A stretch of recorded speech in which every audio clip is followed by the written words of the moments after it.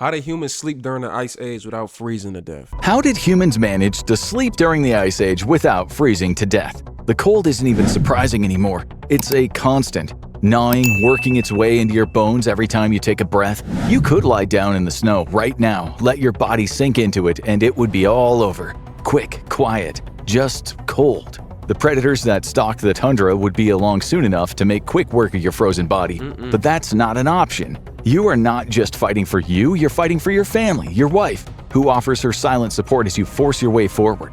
Your son, already in his 12th winter and steady by your side as you hunt. He'll be able to care for the family when the time comes. And your daughter, only 6 winters old, pushing on through the bitter wind, every step a fight against her fragile health. You continue marching. It's the only thing you can do. I mean, we be complaining over cold now, and we be in like coats and jackets and hoodies, and we got hot chocolate and all of that. Like, I couldn't imagine being around at that time. And like, there is no, it's warmer over here in the sense of like a unit to heat up your house. There is no, I mean, they got on like animal fur to keep them cold. I don't know. I couldn't do it, man. I mean, I guess I could do it if I grew up in that time, but like, bruh. During the day, you search for refuge. Sometimes, if you're lucky, the sun offers some much-needed warmth. You can pick up some speed, make up ground, and gain strength. But other days, the sun is cloaked in shadow. The snow is relentless, and every step forward takes effort. You notice your daughter starting to lag behind, and your son quickly urges her forward. There's no time to waste. You have to find shelter, because night is coming. Sure, the day is harsh, but night brings its own hazards. The temperature drops, the winds rise, and the darkness presses in from all sides. And as fatigue settles over you, you know one thing is for certain. Staying outside during this weather, even for a moment too long, it could mean instant death. If the elements don't get you, the predators will. You need to find shelter, a cave. There are plenty scattered across the area, but that doesn't mean that they're suitable. Some aren't big enough for your family, others sit directly in the path of the wind, making them far too bitterly cold for you to ever light a fire. And the others, they're already occupied. You remember it like it was yesterday. You were just a boy, ordered to stay behind as your father and your older brother explored the caves for shelter. You never saw them again, only their screams echoing from inside of the cave. And then the roar, that awful, earth-shattering roar of a bear. These beasts lurk deep in their dens, always eager to welcome a new meal that wanders too close. After that day, your mother did everything she could to keep you alive. She gave you food, warmth, and shelter, even when it meant that she went without. Her early death was no mystery. You understood the cost she paid. She never regretted it, and if the time comes, neither will you. The sun disappears further behind the horizon, and what little light remains dims. Then you see it.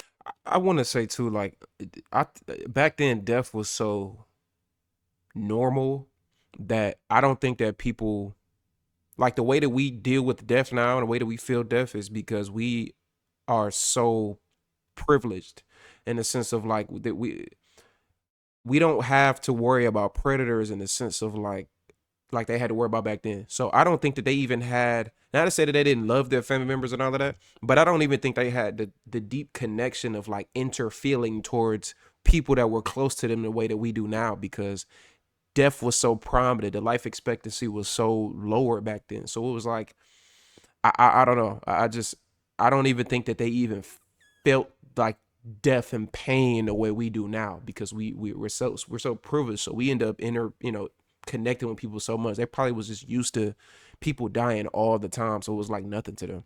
A large cave. And from a young age, like you 7 and both your parents just died and got ate by a bear. I mean, I'm sure that sucks, but it's not the same as it would be now. The horizon, and what little light remains dims. Then you see it, a large cave, out of the direction of the wind. It's small, but it'll do. You won't make the mistake your father did. You tell your son, stay behind to guard his mother and sister. You carefully enter the cave, and the shift is immediate. The wind disappears, and the still air wraps around, offering a kind of relief. You gather some tinder, and you pick up 2 sharp rocks from within. You've done this so many times it feels almost automatic now. You strike the stones together, once, twice, again. On the 4th hit, a spark leaps out. You coax it gently, feeding it with fibers until the flame catches. It's enough. You lower a stick to it, nursing it into a makeshift torch. Now comes the moment of truth. If the worst happens, your son knows to run and not look back. You hurl the torch deep into the cave. If there's something in there, it'll wake up, and you'll run. If it's a bear, it'll attack the moment you disturb it, but it's less likely to chase you outside of the den and abandon its shelter. You've given your family a fleeting chance, and you might have one too if your feet don't betray you. The torchlight pushes deeper into the cave, painting the stone in a flickering orange. You hold your breath and you listen, waiting for that telltale rumble, that low, rising roar that means the beast is awake. Instead, there's only a small squeal. A large, furry rodent scuttles out of the cave and you move further in. That's about to be dinner. That's about you better stab it and cook that over that fire. It's a safe hideaway, and you let out a shout of triumph to your family. They ain't got nothing to eat. They ain't had nothing to eat really that day. That's about to turn into dinner. You have found your haven. Your family joins you inside of the cave and you get to work. Your wife and son brought plenty of additional sticks and logs to build it up, and soon you'll have built up an impressive fire. Much of the smoke will escape the cave, but the warmth will protect you as the temperature plunges. Combined with the heavy fur clothing you all wear, it'll be enough to see you through the night, just as it's done so many times before.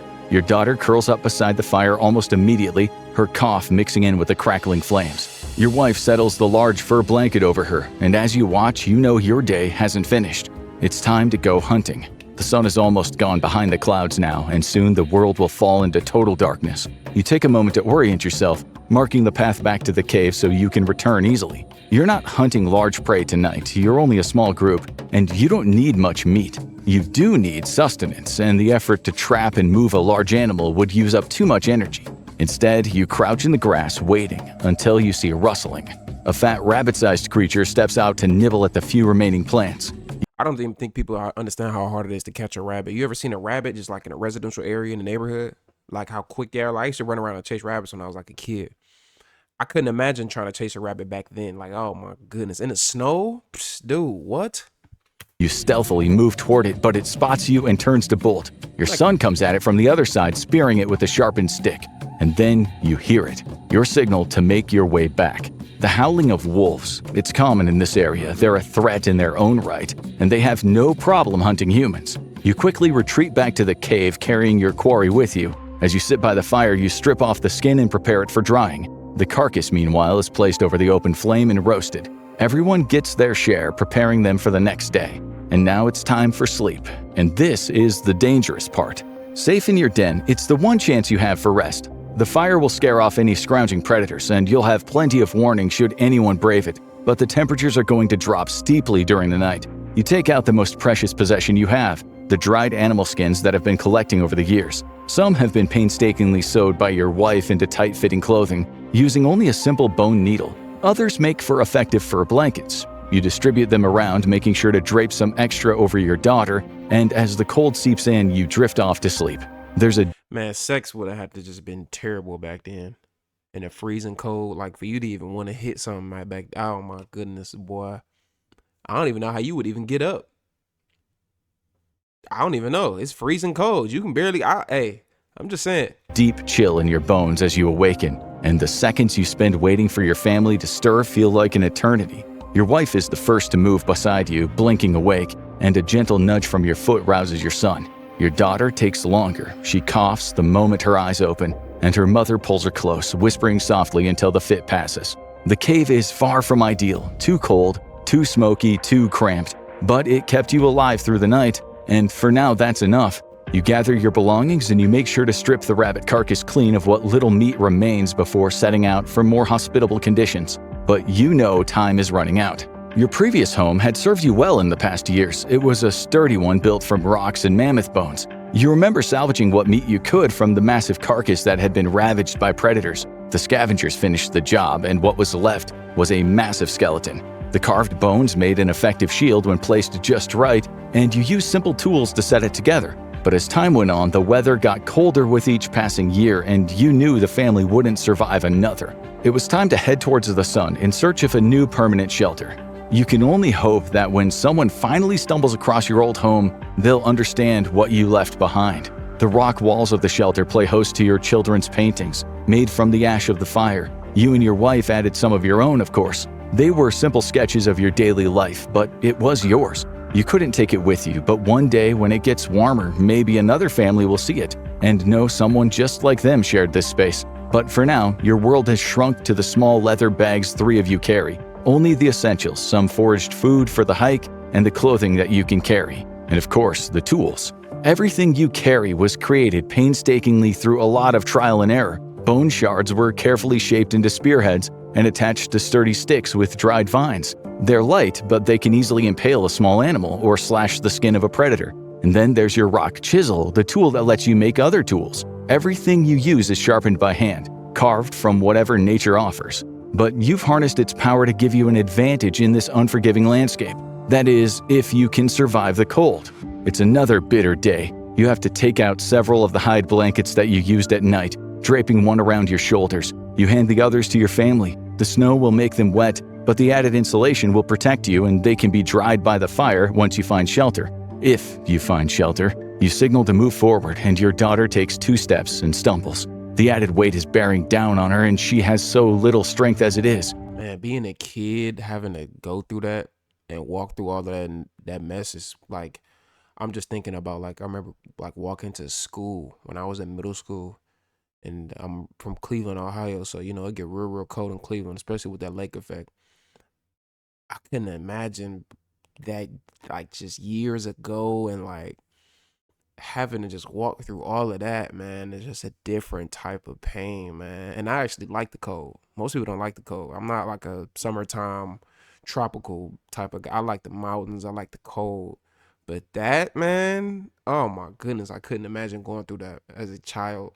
Without a word, your wife bends down, placing her securely on her back. She squares her jaw and starts walking. If she can make it, so can you. The rest of the day is spent foraging, forcing your way through snowdrifts and watching for predators and prey. You encounter only one other group on your journey moving in the same direction. A group of older men who at first appear hostile. Then they level their spears at you and your son mirror the gesture, muscles tight, breath held. But no one attacks. The moment hangs in the cold, brittle air, and then it passes. They look like you, but not quite. Stockier, more muscular, shorter, built for this climate. You give them a nod, allowing them to continue on their way. They afford you the same courtesy. You watch as they move through the hostile terrain with an ease that unsettles you, hunting and gathering as if the cold barely touches them. But for you, every day is a countdown. The intense snowdrifts today mean it's not— Hey, that'll piss me off. I ain't gonna lie. I'm walking with my family, and we all freezing cold, and y'all just walking all through like it's nothing. Like they walking around barefoot in the freezing cold, laughing. Like that'll piss me off because I feel like now you trying to just rub it in my face like this is just nothing to you. So now we gotta fight. Like now we gotta get out because you need to feel something. You need to feel something similar to what I feel. So now that'll just piss me off. Like how you just not cold. You just acting like it ain't nothing to you. Now we gotta get out. At that point, you just pissed me off. Now we gotta get out. nearly as easy to move forward as it was yesterday. Your priority is finding shelter, and you eventually come across an abandoned shelter similar to your own. From the look of the terrain, this is the wall of a riverbed which has carved a protective overhang. You should be able to shelter beneath it, and this is where your extra baggage pays off. The overhang blocks the worst of the wind, and by hanging your largest hides along the front, weighted down with stones, you can then turn them into crude curtains. It won't be perfect, but it will hold. Then you head out to collect firewood. That would scare me though, because I feel like I can't see. Like that's a smart, I guess, if you want to block the wind and anything from coming in, I guess. But then you can't see out, so that would kind of scare me. I don't know. I guess it would just depend, but I feel like I would want to see out the cave just so if I need to, I'm able to protect myself. Because something out of that cave is going to know something is in that cave, especially if it's a human. Obviously an animal wouldn't know, but maybe the skin could alert it. Maybe it becomes curious, but I would actually want to see. But I don't know. I guess, I don't know. I guess in that time, like, you're just trying to survive every day. So, I guess it's more likely that you'll probably freeze to death than you come across another human that may be that, I guess, intrigued to go see, So I'm not sure. Fire means another chance at warmth. It will hold. Then you head out to collect firewood. Another fire means another chance at warmth, and thankfully there's enough dry timber scattered nearby to make it possible. But now you have to keep going. Your wife and daughter are protected from the elements for now. A small fire burning underneath the shelter. Your son is used to the routine by now. From the moment he was old enough to hold a tool, you taught him to hunt, to gather, to create fire, just like your father did for you and your brother. Tonight, you'll both go out and scout for prey, but that's not the priority. You'll need firewood if you're going to survive the night. The flames you've built won't last forever, and the clock is already ticking. And you're in new terrain. As you head out of the shelter, spears at the ready, you guide yourself using the sun. You know the direction most of the migrations happen, so you're heading in the direction where it typically gets warmer. It's a day-by-day operation, but if everyone gets strong, one day soon you'll be in a paradise, a place where you can ride out the winter with relative ease, a place where your daughter will get stronger, and where maybe you can find others to join. But for now, there's only one goal: survive. But as you advance, disaster strikes. The wind picks up suddenly, and with it, the snow, a thick, blinding wall of white that swallows the world in seconds. You shout for your son to grab your clothing, but your voice gets torn away by the gale. If you're separated now, you'll never find each other again. Not to mention even knowing to retrace your steps to know where to try to get back to your family. That's the first thing I thought about. Like if it gets that bad where you just walk into a blizzard, I mean, how are you gonna even try to get back to the cave? I guess you have to really, really like. I mean, I guess back then people probably did their due diligence to try to make sure that they trace their steps. But man, that's tough. Your eyes burn, your skin prickles. You fight to keep your bearings because you know you're not the only thing out. And many of the creatures out here are far better equipped for this deadly weather than a lone man and his son. And that's when you hear the growl. The massive wolf comes out of nowhere, bloodlust in its eyes. Normally, it would be a competitor hunting animals like you, but this one is separated from its pack and it is consumed with confusion, rage, and pain. Right now, it only sees one thing: prey. You throw yourself in front of your son, ripping your spear free as fast as your frozen hands will allow. The wolf lunges and you thrust the wooden shaft between its jaws. Its weight slams against you. It twists, snarls, saliva dripping from its fangs. It struggles and it backs up slightly, ready to pounce again. You'll only get one shot at this. You lunge forward as the wolf attacks and score a direct hit. The spear rips the wolf's neck. Its howl pierces the raging gale. As it tumbles to the ground, blood staining the snow, you thrust the spear deeper and deeper until it stops moving. But there's no time to celebrate. The wind is hitting its peak. You grab hold of the wolf's carcass. And then to have to walk around with a wolf carcass, which is at least 100+ pounds. Oh my goodness, man. Muscles trembling, and motion to your son, telling him to crouch beneath it. The still warm body protects you from the raging storm. You don't know how long it lasts, but eventually the wind begins to ease. The snow thins, and the storm finally loosens its grip. You push the wolf's body aside and climb out from beneath your makeshift shelter and step into a new world. The terrain is unrecognizable, buried under fresh drifts. Every landmark is gone, and as you turn in a slow circle searching for something, anything that looks familiar, a cold realization creeps over you. How are you going to find your way back? Right. The sun is set, the path you followed is obscured. All you can do is turn back and hope that you spot something you remember. Several attempts show only new ground, but eventually you notice a fallen tree that you passed earlier. You collect the firewood but leave the wolf carcass behind. It's far too heavy, and you need to get back to the shelter as soon as possible. You don't know if the fire held up or how long your wife and daughter could hold out. It feels like ages, but eventually you come across the telltale mark of the river overhang, but your heart freezes in your chest as you approach. The entire area is covered in snowdrifts. There's no way a fire could survive in these conditions. You motion to your son to stay up above and descend into the small ravine. And then you dig, tearing through the snow in search of the crevasse that holds the rest of your family. Eventually you break through, and you see what you feared the most. The fire is long out. Curled toward the back of the cave, you see your wife. She's covered with the blankets you left behind, having piled them over her. She was using her own body heat to try to shield your daughter, but you reach out to touch them, and both are cold as ice. You are too late. You emerge from the shelter, your son looking at you with expectant eyes. You slowly shake your head. It's the hardest thing you've ever had to do, but he still has one parent left, and you're going to continue protecting him, continue teaching him until you're no longer able to. You bury your wife and daughter on a hill above the shelter, leaving small rocks to mark their resting spots. But there is no time to reflect. Grieving will have to be done on the go. The march continues. You and your son gather your belongings and set out. He shoulders more than his burden this time. There are many more hard days and brutal nights, but the two of you make it through. Slowly but surely the bitter cold starts to lessen, but only a little. The sun stays out longer, the nights are more bearable, the seasons are changing, and then one day you hear strange noises drifting from a nearby water source. You and your son move carefully, staying low, as you approach the sound. It's a group, a small colony of people gathered along a bank. They must have been wandering too. There are many individuals, some carrying children, only a few clustered as families. Thin, worn, but alive, survivors of the brutal winter. Hesitantly, you step forward. You have skills, strength, and the hard-earned knowledge of survival. Eyes turn toward you, wary, cautious, but hopeful. And in that moment, you feel it. A new chapter is beginning. For you, for your son, for everyone. Now, go watch What a Day in the Life of a Neanderthal. Boy, oh boy, that is not a time period I would want to be around in. I will say that. Not at all.